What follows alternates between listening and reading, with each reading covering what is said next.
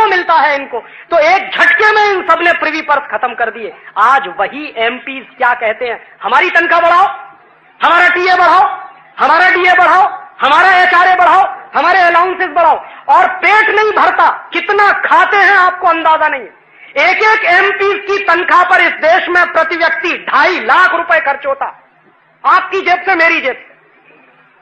और एक एक व्यक्ति से ये जो 2.5 लाख रुपया खर्च हो रहा है इस देश के एक एक राजे रजवाड़े को पालने के लिए, आप शायद गालियां देते होंगे उस जमाने के राजे रजवाड़ों को, ये आज के जमाने के राजे रजवाड़े बैठे हैं जिनके बाप जो है एमपी थे, उनका बेटा भी एमपी है और नाती भी एमपी बने, इसकी कोशिश करते हैं, चाहे उसमें दम हो या ना हो। माने राजे रजवाड़ों के खानदान में ऐसा चलता था कि बाप राजा है तो बेटा भी राजा। अब क्या हो गया, बाप एमपी है तो बेटा भी एमपी बनेगा, चाहे बेटे में कोई गुण हो या ना हो। यह कोशिश हर एक बड़ा नेता करता है, अपने बेटा बेटी को जबरदस्ती पार्लियामेंट में घुसाने की कोशिश करता है। तो एक एक एमपी के ऊपर 2.5 लाख रुपया खर्च होता हमारी जेब से। ये आपका टैक्स का पैसा, मेरे टैक्स का पैसा, और उस पर ये तागड़ भिन्ना करते हैं, मौज करते हैं, मस्ती करते हैं। और उसके बाद जब विदेश यात्राओं पर जाते हैं, विदेश प्रवास पर जाते हैं, और कई कई एमपी तो ये है कि सरकार के खर्चे से अपने दिल का ऑपरेशन कराने जाते हैं, अपनी जेब से पैसा खर्च नहीं करेंगे, सरकार के खजानों से पैसा निकलना चाहिए और वो पैसा उनके ऊपर खर्च होता। और कैसे कैसे बहाने बनाकर एमपीज को ले जाने के लिए, अभी एक डेलीगेशन गया मेंबर ऑफ पार्लियामेंट का, सैकड़ों करोड़ रुपए खून पसीने की कमाई का बर्बाद कर दिया। क्या करने गए थे? दूसरे देश के पार्लियामेंट का अध्ययन करने गए थे। क्या अध्ययन करके आए? कुछ अध्ययन वध्ययन नहीं करके आए, घर के लिए कुछ खरीदारी कर लाए, बीवी के लिए साड़ियां ले आए, लिपस्टिक ले आए, नेल पॉलिश ले आए, पाउडर ले आए, और बातें करते हैं कि हम जा रहे हैं वहां पर। ये पार्लियामेंट्री डेमोक्रेटिक सिस्टम हमारे लिए है नहीं।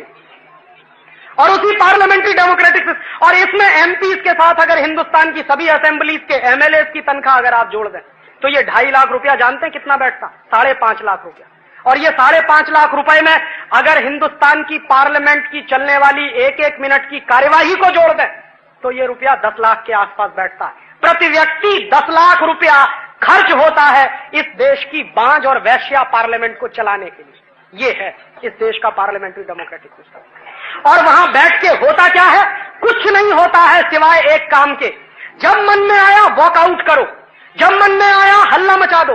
और आप अगर देखो, अब तो 0 आवर की कार्यवाही का 1 घंटे प्रसारण होता है।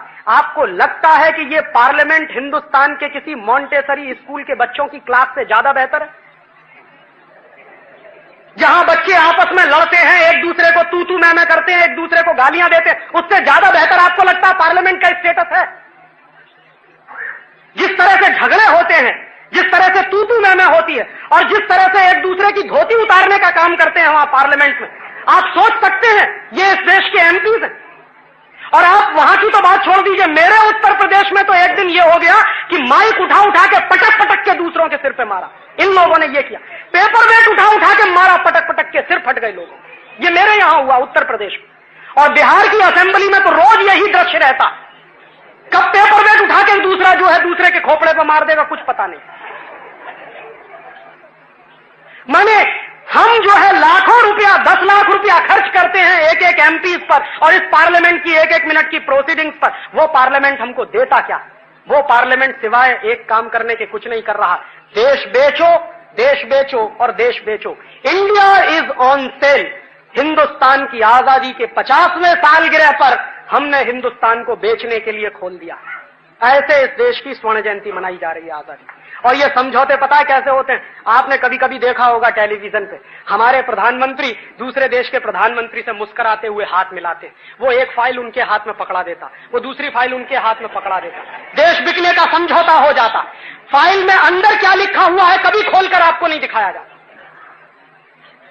और बराबर मुस्कुराते हुए ये काम होता है। माने देश बेचेंगे तो मुस्कुराते हुए सारे काम होते। ये सारा चलता है, और इस देश में हम लोग जो है बेवकूफों की तरह से इस देश के पार्लियामेंटेरियंस के ऊपर लाखों रुपया खर्च करते हैं। और इसलिए मैंने कहा कि इस देश में कोई आजादी आई नहीं। अंग्रेजों ने ये पार्लियामेंट अपने स्वार्थ के लिए बनाया था, वही पार्लियामेंट इस देश में चलता है।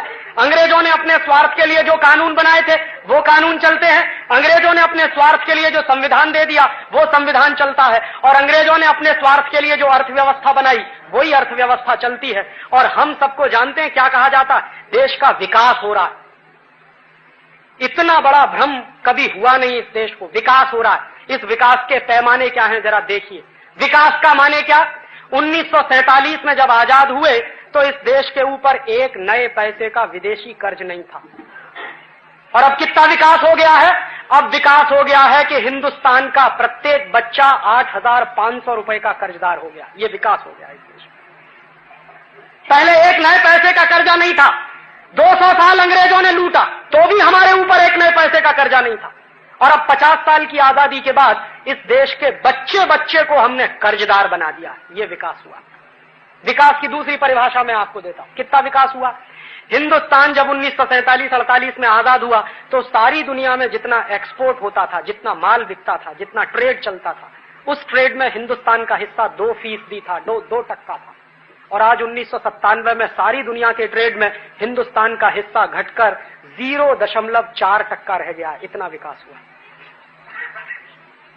विकास कितना हुआ है, 1947-1948 में इस देश का विदेशी व्यापार का घाटा, माने आयात निर्यात का घाटा, आयात ज्यादा होता है निर्यात कम होता है, उसकी वजह से घाटा आता है व्यापार में। तो 1947-48 में रिजर्व बैंक के आंकड़ों के अनुसार आयात निर्यात का घाटा 2 करोड़ रुपए था। आज 1997 में आयात निर्यात का घाटा 15,000 करोड़ हो गया है। ये है विकास इस देश का। और मैं विकास की परिभाषा दूं आपको, 1947-48 में 4 आने सेर का गेहूं मिलता था, आज 18 रुपए किलो का गेहूं हो गया। ये विकास है इस देश में। 1947-48 में रिजर्व बैंक के आंकड़ों के अनुसार 6 आने का 1 सेर दूध मिलता था गाय का शुद्ध, और अब 20 रुपए किलो का पाउडर का दूध पीजिए और आपका ये आपका विकास हो गया। 1947-48 में इस देश में 3 पैसे की 1 सेर भाजी मिलती थी, सब्जी मिलती थी। आज 20 रुपए की 1 पाव भाजी मिल जाए तो अपने आप को बात भाग्यशाली समझिए। यह विकास हो गया इस देश में। 1947-48 में आपके पुरखों ने, जो दादा दादाजी यहां बैठे हैं बुजुर्ग, उनसे मैं शायद जानना चाहूंगा कि हापुस आम आपको खाने को ही नहीं बांटने को मिलता होगा। और अब 1997 में आके आम तो गया बहुत दूर, मैंगो फ्रूटी मिलती है 160 रुपए किलो की। हम कहते हैं विकास हो गया इस देश में। इफरात मात्रा में पानी था और इफरात मात्रा में इस देश की नदियां भरी रहती थी। आज इस देश में जमीन खो दिए तो 500 फीट और 600 फीट तक पानी नहीं मिलता। हम कहते हैं विकास हो गया इस देश में। और अब धीरे धीरे हालत क्या हो गई है कि पहले दरिया देखते थे, महासागर देखते थे, तालाब देखते थे, पानी की अथाह जलराशि थी। आज कहीं कहीं फुब्बारा चलता है, थोड़ा थोड़ा पानी टपकता है। हम कहते हैं विकास हो गया इस देश में। 12 रुपए की पानी की बोतल मिलती है पीने के लिए। भारतीय संस्कृति में पानी कभी बेचने की चीज नहीं रहा। दूध और पानी इस देश में कभी बेचे नहीं जाते थे, जमीन भी कभी बेची नहीं जाती थी। उस देश में दूध बिकता है वो तो छोड़ दीजिए, पानी बिकता है 12 रुपए लीटर का, और हम बोतल लगा के घटाघट पीते, कहते विकास हो गया। हवा भी बिकने वाली है राजीव भाई, हवा भी बिकेगी। और हवा भी बिकेगी अब, क्योंकि ऑक्सीजन के सिलेंडर, ऑक्सीजन के मास्क अब बंबई में आएंगे। जिस तरह से प्रदूषण बढ़ रहा है, यहां स्थिति जापान जैसी होने जा रही है कि जगह जगह भारत सरकार को टेलीफोन बूथ की तरह से ऑक्सीजन बूथ बनाने पड़ेंगे। तो आप 10 मिनट चलेंगे, फिर बूथ में घुसेंगे, ऑक्सीजन लेंगे, फिर 10 मिनट चलेंगे, फिर बूथ में घुसेंगे, फिर ऑक्सीजन लेंगे, तब जाके आप जो है अपने घर पहुंचे। ये आपका विकास हुआ। माने ये अजीब और गरीब परिभाषा है इस देश में विकास की।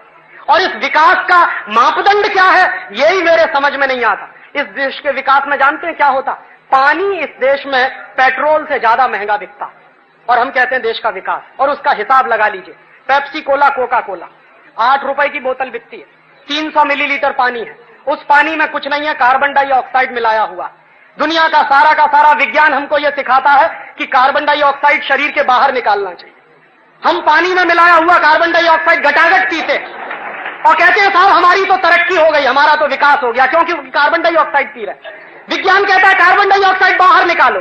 पेप्सी के साथ कार्बन डाइऑक्साइड घटाघट पीते हैं और पैसा कितना देते हैं, 8 रुपए का 300 मिलीलीटर, माने 27 या 28 रुपए का 1000 मिलीलीटर। 1000 मिलीलीटर माने 1 किलो।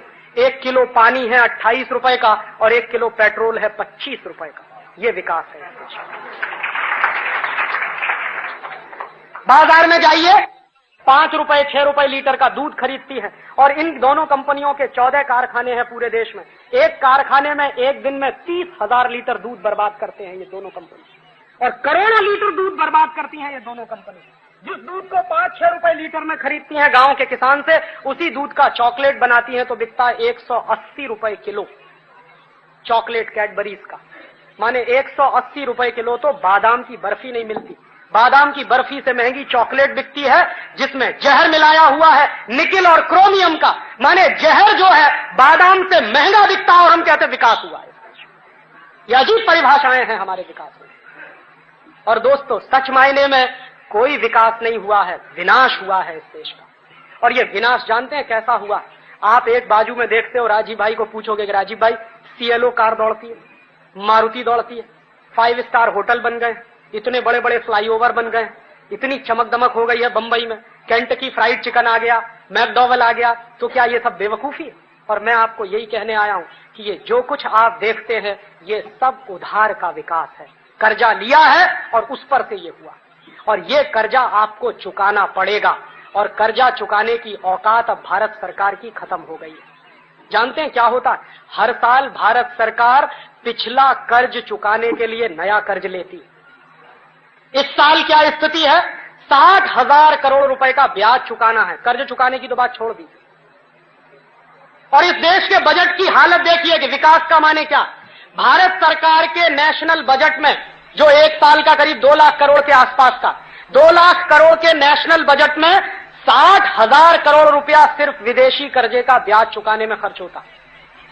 बजट का 1/3 60,000 करोड़ विदेशी कर्जे का ब्याज चुकाने में खर्च होता है, और 54,000 करोड़ देश का प्लान्ड एक्सपेंडिचर है। माने देश में सच में विकास करने के लिए 54,000 करोड़ खर्च होता है, और उस विकास को करने के लिए जो कर्ज लिया है उसका ब्याज चुकाने में 60,000 है। और तालियां बजाते हैं कि देश का विकास हुआ।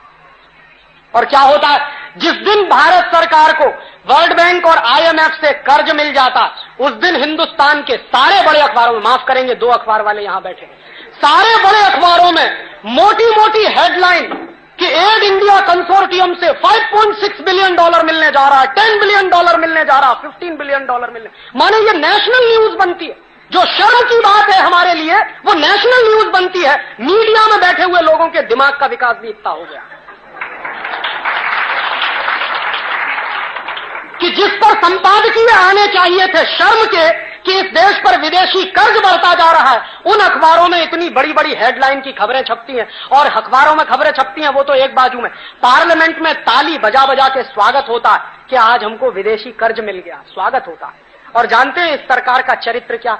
इस सरकार ने बेगर्स एक्ट बनाया, आपको मालूम? भिखारियों का कानून। और भिखारियों का कानून क्या है? दिल्ली में है, यहां महाराष्ट्र में भी, कई प्रदेशों में लागू है। उसमें क्या है? अगर कोई भिखारी 10 पैसे की भीख मांगे, 50 पैसे की भीख मांगे, ₹1 की भीख मांगे, तो पुलिस वाला बंद कर देगा पकड़। ये बेगर्स एक्ट कहता है। तो माने 10 पैसे, 50 पैसे और ₹1 की भीख अगर कोई मांगता है तो उसको जेल में बंद कर देते हैं। और ये $5 अरब की भीख मांग कर लाते हैं, तालियां बजा बजा के स्वागत करते हैं पार्लियामेंट। इनको पकड़ के जेल में बंद नहीं करते। जरा पूछिए कि 50 पैसे की जो भीख मांग रहा है बेचारा, वो गरीब आदमी है, उसको तो पकड़ के तिहाड़ जेल में बंद कर देंगे। और जो $5 अरब की भीख मांग के ला रहा है उसको बेस्ट फाइनेंस मिनिस्टर का अवार्ड देते हैं।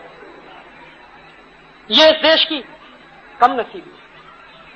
और ये सारा का सारा विदेशी कर्जे के आधार पर तामझाम जो खड़ा किया, जानते हैं जिन जिन देशों ने दुनिया में विदेशी कर्ज के आधार पर अपना विकास किया है, वो सारे देश दिवालिये हो गए हैं, बैंकरप्ट हो गए हैं। और आपको सुनना हो तो मैक्सिको की कहानी सुनिए, सुननी हो तो ब्राजील की कहानी सुनिए, सुननी हो तो कोस्टारिका की कहानी सुनिए, कोलंबिया की कहानी सुनिए, इथियोपिया की कहानी सुनिए, सोमालिया की कहानी सुनिए। जानते हैं इथियोपिया और सोमालिया में क्या हुआ? उस देश के पास इतनी नेशनल प्रॉपर्टी होते हुए भी वो देश भूखमरी के कगार पर। क्यों? सारी की सारी नेशनल प्रॉपर्टी इथियोपिया और सोमालिया की अमेरिका की कंपनियों के कब्जे में चली गई। क्यों चली गई है? सोमालिया की और इथियोपिया की सरकारों ने 10 साल पहले इसी विकास का रास्ता पकड़ा था, विदेशी कर्ज लो और विकास करो। कर्ज लेते लेते 10 साल के बाद यह हालत हो गई है कि आज अगर इथियोपिया अपनी पूरी राष्ट्रीय संपत्ति बेच दे तो विदेशी कर्ज नहीं चुक सकता। यह हालत हो गई।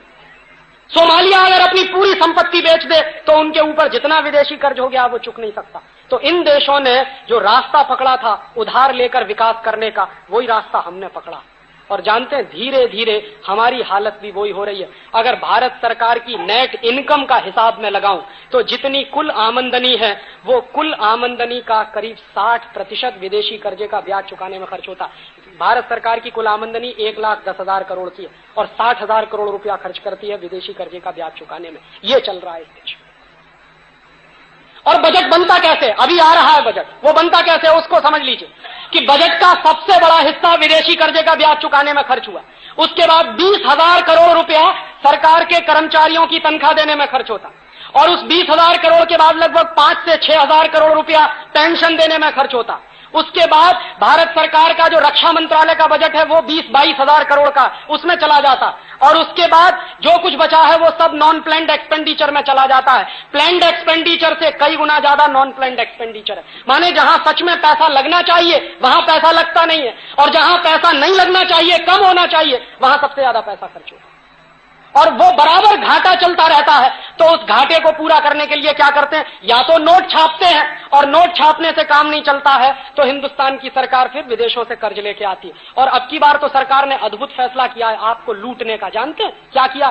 भारत सरकार के रिजर्व बैंक ने तय कर लिया है कि इस साल 100 रुपए का सिक्का छापेंगे और 100 रुपए का सिक्का आपको 200 रुपए में बेचा जाएगा।